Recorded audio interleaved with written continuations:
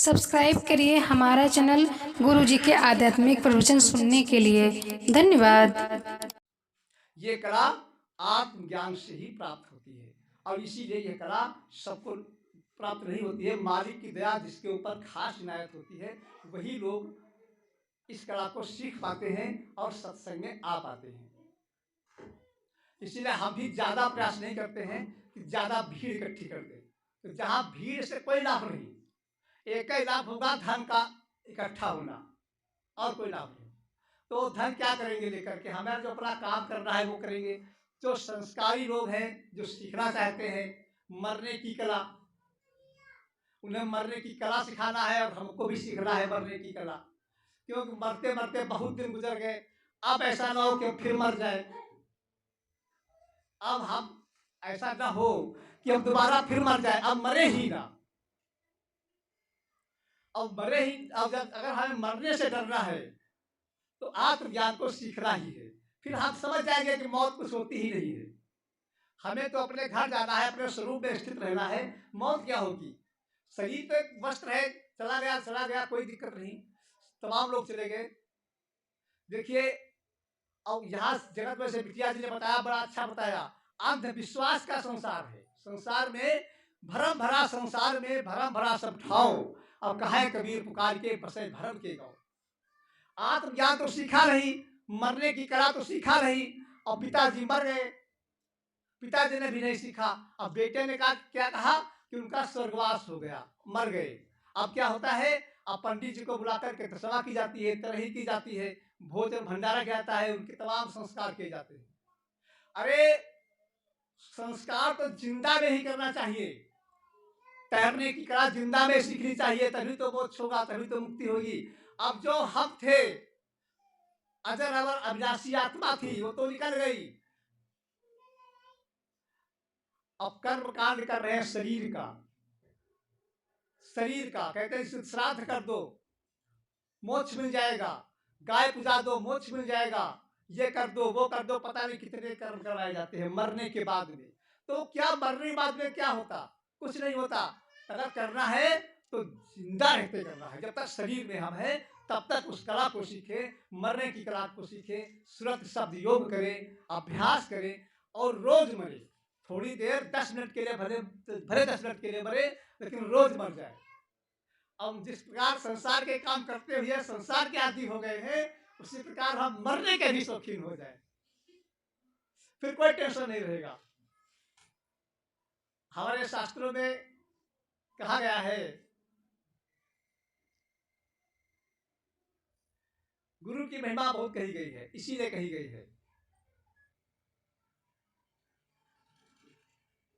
गुरु अपने शिष्य को अपने समान बना देता है। सत्संग में बैठा करके एक भृंगी कीट होता है, तो भृंगी कीट, उसका भृंगी कीट नाम है, तो वो अपना घर बनाता है मिट्टी का और बड़ा सुंदर घर बनाता है, कलाकारी उसके अंदर होती है। उसके बाद में किसी जीव को, छोटे से पतंगे को पकड़ लाता है और पकड़ करके अपने घर में रख देता है और उसमें ऐसा कुछ सांग सुनाता है, कुछ ऐसी उसमें चुंबकीय शक्ति डाल देता है कि वो जीव, मरा हुआ जीव जिंदा हो जाता है और बिल्कुल वो भृंगी के समान ही हो जाता है। बोल चाल ढाल खाना पीना सब कुछ वैसे हो जाता है। तो इसीलिए संतों के बाद गुरु जो होते हैं वो यही करते हैं, धीरे धीरे सिखा करके, चुंबकीय शक्ति से आकर्षित करके और अपने भक्तों को अपने समान बना देते हैं। इसीलिए कहा गया है कि गुरु गोविंद दो खड़े काके रागों पाए। आप देखिए कितना अच्छा बताया है कि गुरु गोविंद दो खड़े काके रागों पाए। अब बलिहारी गुरु आपने गोविंद दियो मिलाए, यानी गोविंद को भी मुलाकात करवा देते हैं। एक बार गुरु भी खड़े थे और भगवान भी खड़े थे, चांस की बात। अब भक्त थोड़ा कच्चा था तो उसने सोचा कि ये भगवान भी खड़े हैं जो त्रिलोकीनाथ हैं और गुरु भी खड़े हैं, तो अब प्रणाम किसको पहले करें, दंडवत किसको पहले करें। अब दुविधा पड़ गया।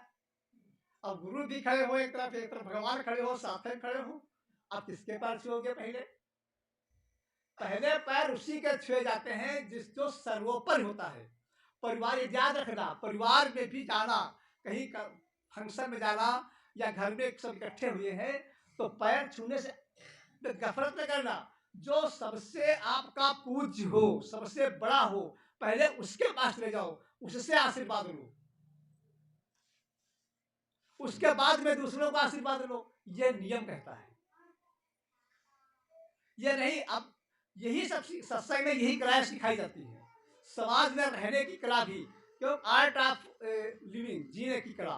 और जो समस्याएं होती है वो पार्ट ऑफ लिविंग होती है। यानी जीवन में समस्याओं का तो एक हिस्सा है। जीवन जो हमारा है समस्याओं का हिस्सा है, और समस्याओं से निपटना, समस्याओं से निपटना, इसको कहते हैं आर्ट ऑफ लिविंग, जीने की कला।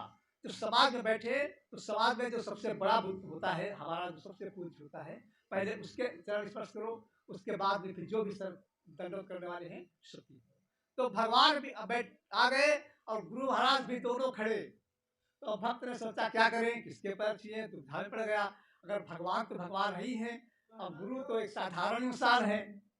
अब उसमें दुविधा रही, तो सोच रहा था दूर से ही कि गुरु तो साधारण इंसान और भगवान तो दुनिया बनाई है। अब दोनों सामने खड़े, अब हम पहले किसके पैर छुए। अब ये सोचता हुआ आ रहा था दुविधा में, तब तक भगवान तो अंतर्यामी है ना, वो तो जानते हैं। भगवान ने कहा, अरे बेटा क्यों परेशान हो, पहले गुरु के पैर छुओ, हमारे बाद में छुओ। जब भगवान का आदेश हो गया तो उसने गुरु के पैर छुए, बाद में भगवान के पैर छुए। तब भगवान ही समझाने लगे उसको, कर देखो, आपको बताए, हमारी करनी और गुरु की करनी में कितना अंतर है। जैसे पृथ्वी और आकाश, गुरु के कार्य से में और भगवान के कार्य में कितना फर्क है। जैसे एक पृथ्वी यहां पर और एक ऊपर आकाश। अब कहो ये कैसे, अभी क्लियर हो जाएगा। भगवान ने तो हमको आवागमन में फंसाया है। भगवान ने जब से हम धरती पे आ गए हैं, मारते हैं, रोज रोज पैदा करते हैं हमको। हम जन्म और मृत्यु के चक्कर में फांसे हुए हैं, और कर्मों के जाल में फांसे हुए हैं। जैसा करोगे वैसा भोगोगे, और भोगते चले आ रहे हैं, कहीं माफी नहीं।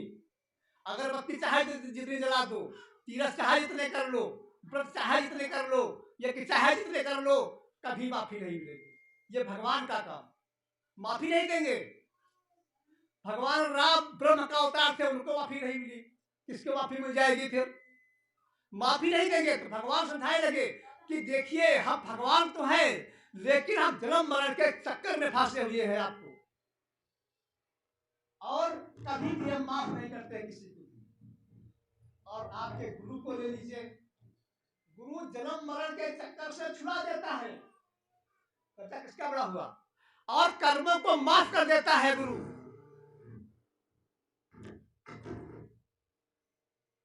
गुरु को सिर पर राखिए, चलिए आज्ञावान।